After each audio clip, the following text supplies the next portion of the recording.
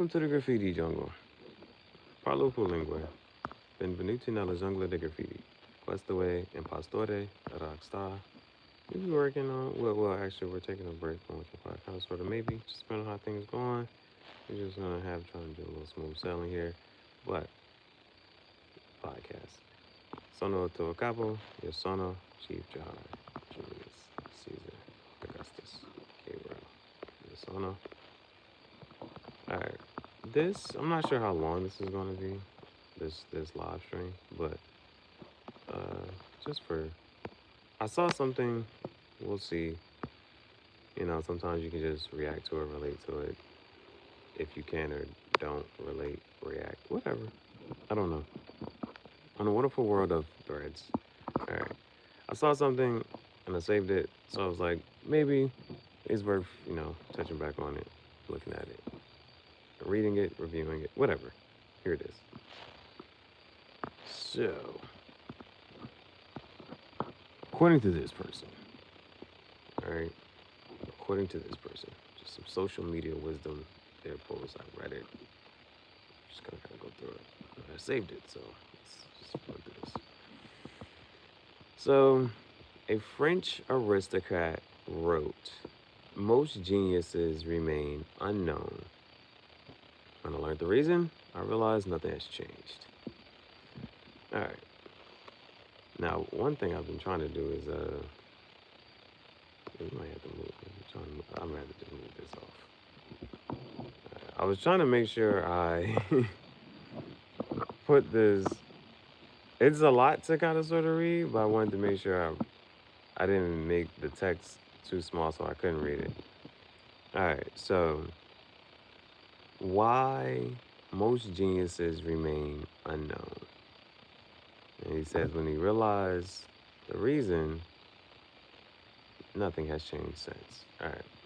So the line came from the memoirs of Marquis de Villeroy, written in 1782. He observed that the brightest men in Paris never rose beyond small circles. They possessed truth, he wrote, but no audience. Right? First point. He noticed a paradox. Intelligence didn't attract attention. It repelled it. Who does that remind you of? Keep going. Because the mind that questions also threatens. All right, let me go through that one more time because I kind of stumbled. Appreciate you. The line came from the memoirs of Marquis de Villeroy, written in 1782. He observed that the brightest men in Paris never rose beyond small circles. They possessed truth, he wrote, but no audience. He noticed a paradox. Intelligence didn't attract attention, it repelled it, because the mind that questions also threatens. All right, let's keep going. Villeroy described dinners where shallow charmers won applause, while real thinkers sat silent. They spoke with care, he wrote, and the room punished them with boredom.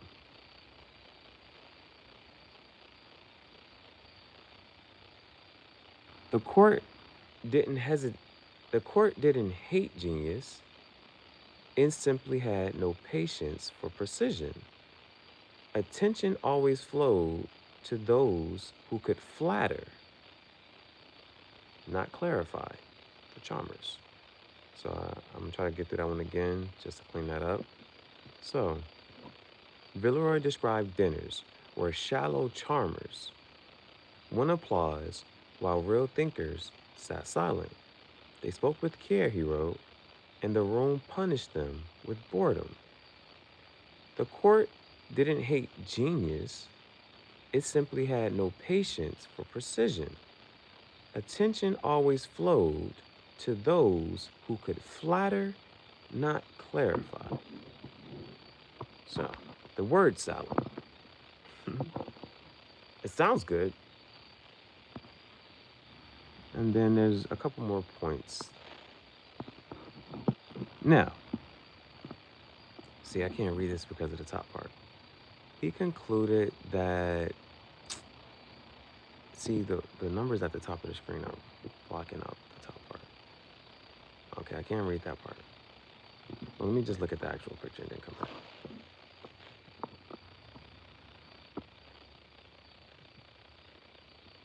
Okay, so the top part should read, he concluded that talent fails not from lack of effort, but from overcomplexity of delivery. Okay. He concluded that talent fails from not lack of effort, but from overcomplexity of delivery. The human brain rewards familiarity, not depth. The clever man wants to be understood. The crowd wants to be confirmed. Every era repeats that trade. Truth exchanged for attention. I'm going to go through that one more time. He concluded that talent fails not from lack of effort, but from overcomplexity of delivery. The human brain rewards familiarity, not depth. The clever man wants to be understood. The crowd wants to be confirmed. Every era repeats that trade. Truth exchanged for attention. All right, now these next ones I'll be able to get through. It was just the numbers blocking out the whatchamacallit. All right, so next part. Modern research calls it the fluency effect. People trust what's easy to process. Hard ideas create friction, and friction feels unsafe. That's why marketers outperform philosophers. They speak in rhythm, not revelation. The mind mistakes simplicity for truth. Yeah, I think that's, I got through that one pretty good. I'm gonna say that one again. That one's pretty good. I like that one. So, let that marinate, let that cook. All right, let's do that one more time. Modern research calls it the fluency effect. People trust what's easy to process. Hard ideas create friction, and friction feels unsafe. That's why marketers outperform philosophers. They speak in rhythm, not revelation. The mind mistakes simplicity for truth. Then proceeds to cook. All right. Last one.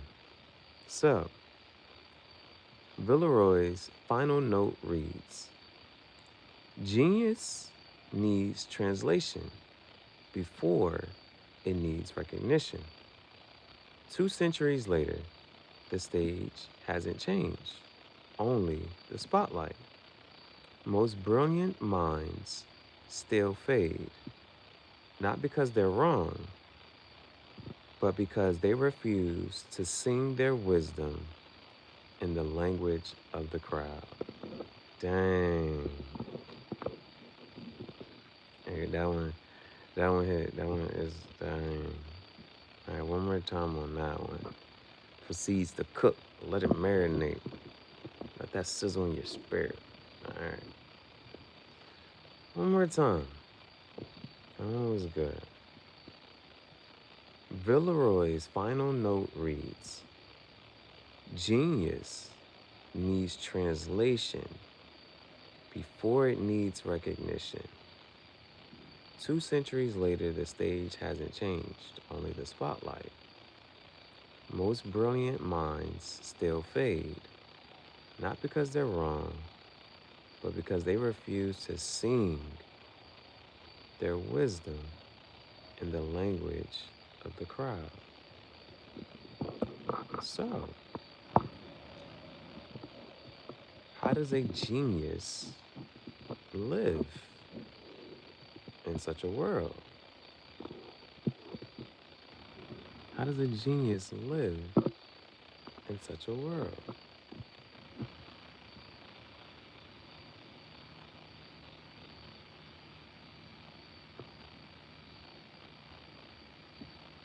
So a couple things here, I guess, would be not to dissect the entire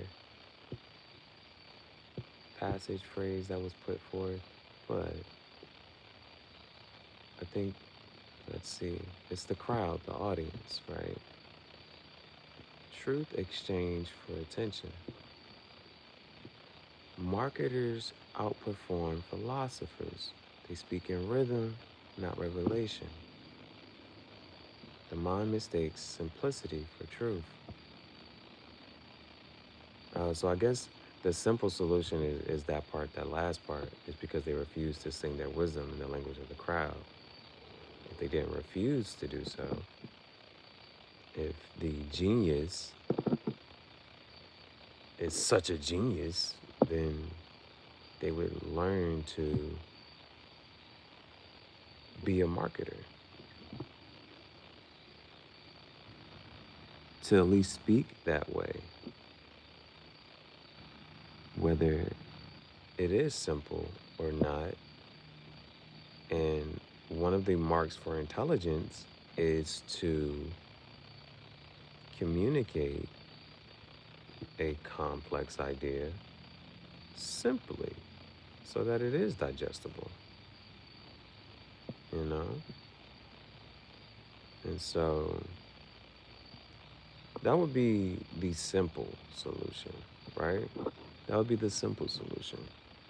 The hard part is that either two mindsets, you see the fact that they do coexist,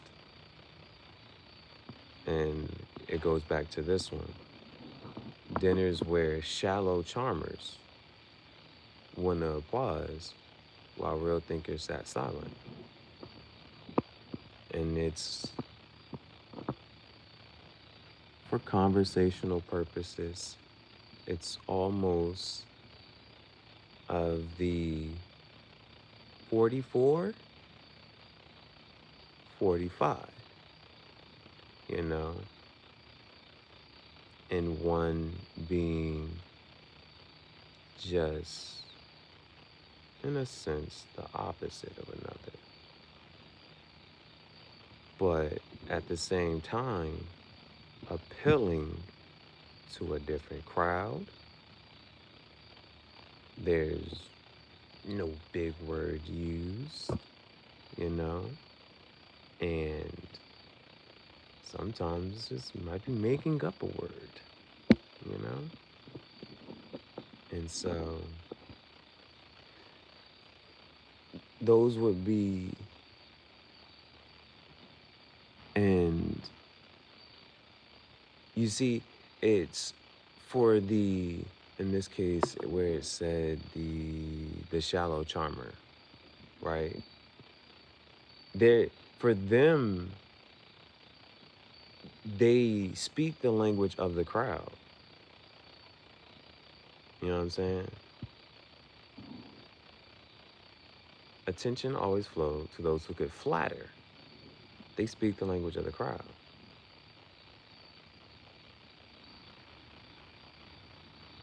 And does it behoove them at all to understand the mindset of the genius when they have the attention of the crowd? The genius is the one that,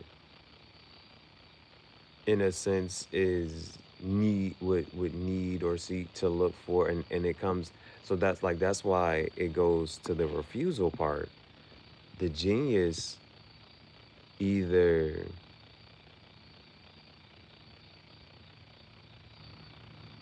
they have a certain information or knowledge, message, whatever, understanding,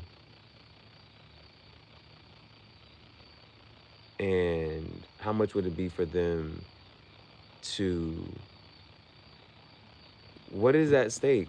What would be their purpose? What would even be the point of them? It's the casting pearl amongst swine. What would even be the point of if someone's not going to be able to handle or understand?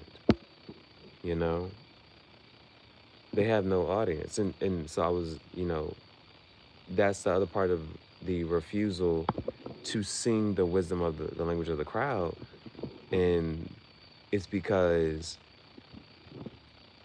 the validation where the marketer, the charmer, will be able to get that. And a genius might say, I don't need that, want that. And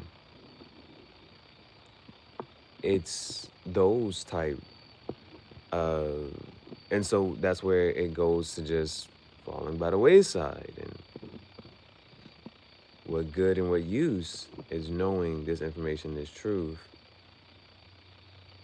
and not sharing it, and the things that do want to be shared and other things being gatekeeped. That's because I was going to say, why would you refuse? Why would you then learn to refuse? But if you don't need, care, or want for that validation, outside validation, right? Because you have it internally. You have that internal validation, so you don't necessarily need or seek that external validation. And then the truth exchanged for attention, the fluency effect. People trust what's easy to process. Hard ideas create friction, friction feels unsafe, marketers outperform, they speak in rhythm, not revelation. The mind mistakes simplicity for truth. And that's a pitfall, right?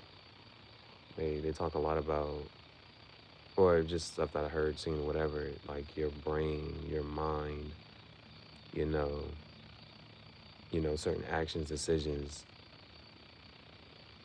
are not, thought about. Simple case is you breathing, blinking, you know, and every once in a while, the meme comes out where it's a meme and the letters of the words could be jumbled up. And I think one of the things is, I think for the most part, the study was that if the first letter and the last letter are in the correct position and the middle letters are jumbled up, your brain kind of just fills in that void and you're still able to read it. And how sometimes, like there are those simple little mind tricks, and those memes come out every once in a while, but it'll be a meme and it'll show you like, oh, you just read this and didn't realize the words were jumbled up, or that this got switched, and because your brain is doing, just certain things and trying to shorten up the thinking, the process, the mind power for any of that. Now, I think, just in saying that, I think that's as much as I probably kind of sort of wanted to go through with this. It's just something to kind of sort of know. I liked it. And then it's just that social media wisdom, right? So the other little point that I just made a short for was this one. And this one talked about open loops. So it says the real reason you're tired all the time is not your workload, it's your open loops. The text you haven't answered, the apology you owe, the decision you're avoiding, the conversation you keep postponing. These run in the background of your mind all day, draining your battery. Close your loops and watch your energy return. Mental clutter is more exhausting than physical work will ever be. And the other person kind of, chimed in and said, also chores. You've been putting off the physical clutter. No, Also, the chores you've been putting off. The physical clutter constantly in your sight line creates a lot of low level anxiety and stress. It's a physical reminder of all the things you're not doing. And I just remember there was this one joint, and it kind of talked about like different people's mentalities and stuff. And it was funny. It is and it's not, right? Um, it's the person who's like, I understand the mess. I can navigate all of this. It's my mess. It is everything. I know where everything is, type of thing, right? It's my mess. And then there is the other one. I forget. It said something about like with dishes, right? And the procrastination and letting the dishes pile up. Um, letting the dishes pile up, and those type of people who will either, as the dish comes, they wash the dish and just put it away, rather than letting a whole sink full of dishes now. And it's like, that comes to like mentalities, mindsets, and um, different things like that. And so, uh, whether you can refute any of that, it was just like that, just the social media wisdom, something positive or something maybe, I don't know, you know. There's a lot of things with, because there's like the other day, well, just even like, they got to a point this past week, and I think it happened maybe like once or twice. Um, uh, but this talked about a lot of those things that you can, you know, the serenity prayer, serenity to accept the things that you can't change, the courage to change things you can change, and the wisdom of the difference between the two. And so sometimes you just be sitting there racking your brain over stuff that's just like, what can you do? But this one, um, the text you haven't answered, why would that be it depends on what you got. If you got stuff going on, it's a text, right? That's life. If it was of extreme importance, somebody would call. you know. Um, what else does it say? The apology you owe. Now, that that could be something that will. Again, it depends on the person, their mentality, their mindset. Pride and ego. Pride and ego. It takes a while. You know what I'm saying? And the true dissolution of an ego, the true dissolution of pride. Getting past those, through those, any of that, right?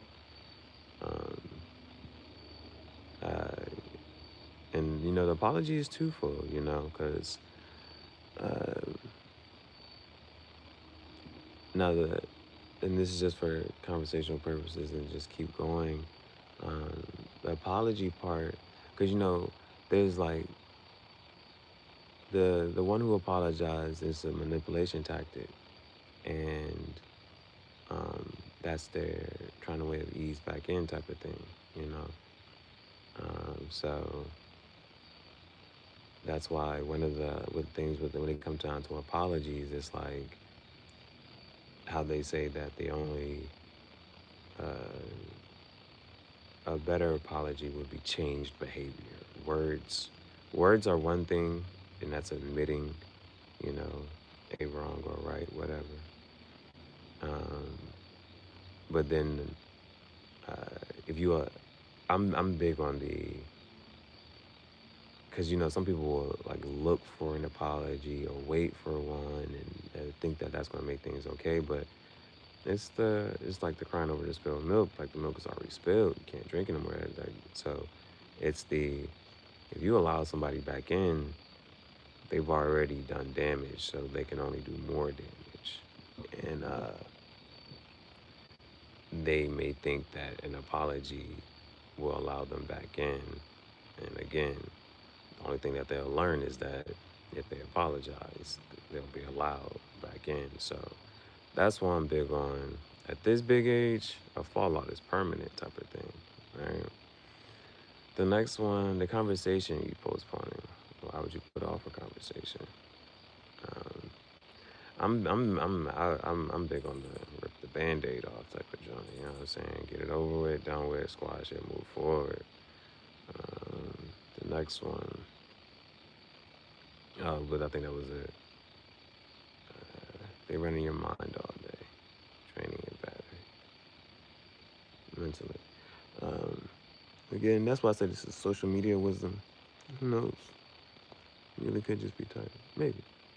But maybe it could, you know, be something that is, once you, it's the close those loops and you don't have, you don't spend the mental energy thinking about any of that at all. It can then put you in a space, if it can definitely free up mental space in a sense and allow you to think about, move forward, and approach other tasks and things. So let me see, is there anything else we kind of want to like go through with this? Um, the physical clutter one is it's funny, you know, it's the funny. It depends on how you kind of sort of look at it. Mm. The clever one wants to be understood. The crowd wants to be confirmed. That, I think that was one of the biggest genres, right? If you don't, if you decide to like live in a realm or a space, if you decide to live in a realm or a space and not care about, and that's why it's twofold, and not care about, what's it, confirming the crowd, right? And I think this just is a quote, and it says, people don't care how much you know until they know how much you care. It's one of those. And I'm just going to throw this in there just because it came to mind. It was, you know, everybody, whatever you think of the person is neither here nor there, but I think one time it was Joe Rogan had talked about Elon, and he was like, you know, with the questions he's asked, there's also a redundancy in questions that are asked. And from Joe's experience, he said that, you know, for the most part, Elon will sit there and really go through it and really try to explain it as many times as you answer it. And many times he's answered a question and been answered multiple times. He will try to answer and explain to the person. And so um, those are things. And I'd say that in the sense of like, you know, that was a thing like with being a teacher, you know, somebody could ask a question and, you know, of, some people are afraid to ask a question, and then some people, you know, have no care about it and just, you know, but sometimes it is like how you handle the question that is posed, and, you know, uh, being able to answer it so that that person understands, and it eases that friction in their mind. Um, Confirming the crowd, you know, and so like that's one of the, how they'll say, it's a, whatever word you want to use, but there'll be this person, and you'll be wondering, why does this person, who may not be or may not seemingly be you know, again, it's the outside looking in and not really knowing, but they may seem of a certain intelligence level of how they, present themselves.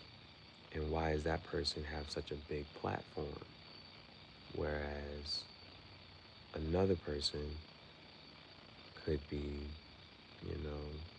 the genius, not. And this is one of those things where this person appeals to the simplistic side of people, average, simplistic, whatever. And the genius, not pride, ego, whatever it is, not willing to change the tune up to conform to what the audience needs, wants, looking for. I think Charleston White mentions it. Charleston White, he talks about it. He said that he plays a character now. He plays a character.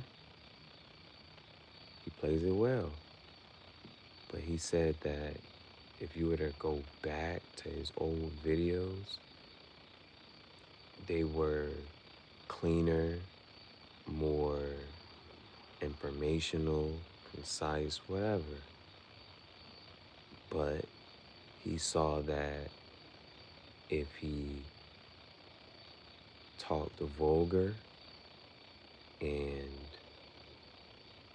of a certain vernacular, then people would tune in, people would listen to him, he would have that engagement. And so what does he do? He's like, well, I should just keep talking like this. I should keep acting like this because this is leading to the attention, the crowd that I'm looking for. When I was talking intelligently, when I was talking, coherently, nobody wanted to listen and understand. But now that I break it down, I kick it this way, I'll be this big character. It puts me on this pedestal, puts me on this stage, I'm on this platform, on that platform. It's a ways to a meaning. The fluency effect. People trust what's easy to process. They speak in rhythm, not revelation. Now, the speaking in rhythm was one of the things that, the people who impersonate Barack Obama, they talk about the cadence in which he spoke. You know what I'm saying? That was a part of the rhythm. And so that was a way to, he didn't have to, dumb down his speech and his rhetoric. He just was able to put it to a certain cadence. I know this one part, they added that the stage hasn't changed, only the spotlight.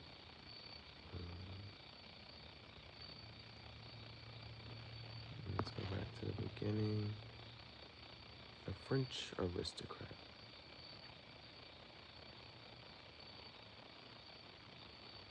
The truth, but no audience. Intelligence didn't attract attention, and without it, as mind that questions also brightens.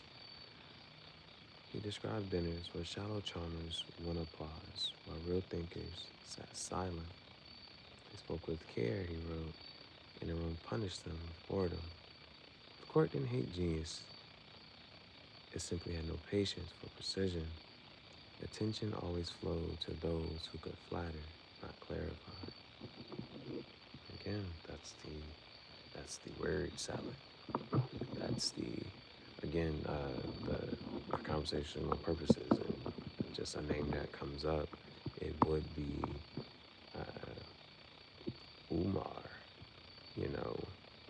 does this doctorate come from, and who gave you this title? But you're just running with certain things, and it has doctor has an ethical appeal, and then you see the other lady, I think Lane Bryant, and where is this doctorate being conferred from? But you just gave yourself a title, and you're just gonna run with it. It's those types of things, and if they're able to say certain words of the trending in the times, and you know, high value, high functioning, low value, who's determining the value here? You know, that's why I like the other quote.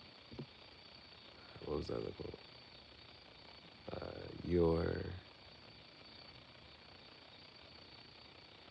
Your boos mean nothing. I've seen who you cheered for. And that is one of those where now you'll see it's like, this is the person that everybody decided to rally around and cheer for. And how many times, if I've seen it, I know somebody else has seen it, they comment, make the wrong people famous. Make the wrong people famous. And so it's that, right? Make the wrong people famous. Your boos meant nothing because I've seen who you cheered for. If you cheered for this person and put them there, it does go back to say, well, is that a reflection of who and of what? You know? And I think that's that, because that goes a part of it, right? As much as praise and adulation some people may get, but also the slack that these people may catch as well. It goes back to the audience, and the audience has to be able to say, like, that's why the comment is put up a lot. You made the wrong people famous. The audience put them there. You know what I'm saying? And so, does the audience need to change? Does the audience need to raise its level of mediocrity? Because those people who are celebrities and of fame, who put them there? Who gave them that title? You know? And I think that covers most of it. So, let's see, is there anything else?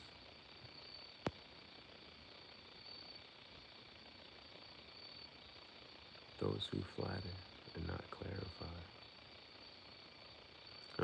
That just makes me just think about what Neo said. He doesn't have to deal with if a woman asks him, does the dress make her look fat? He can just answer it plainly and truthfully and just say, yes, it does, or it does. It's not very flattering, you know.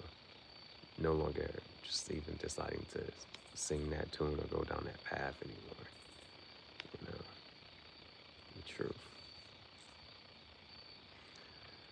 But, and since I said the truth, I'll just say this last little anecdote of this story.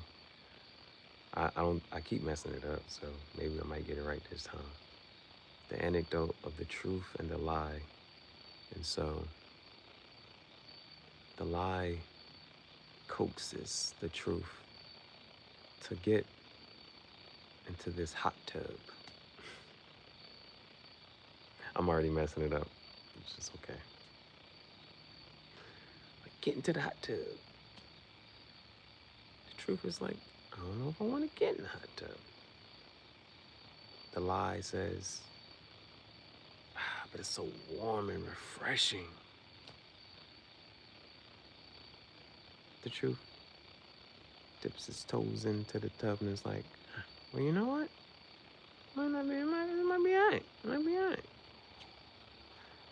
The truth takes off his clothes and gets into the hot tub.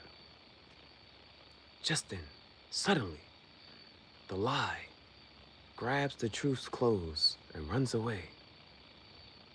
And the truth goes to chase after the lie, but the truth is naked. So it goes back and hides in shame. And the lie now parades around the world wearing the clothes of the truth. And the naked truth is ashamed to come out of hiding.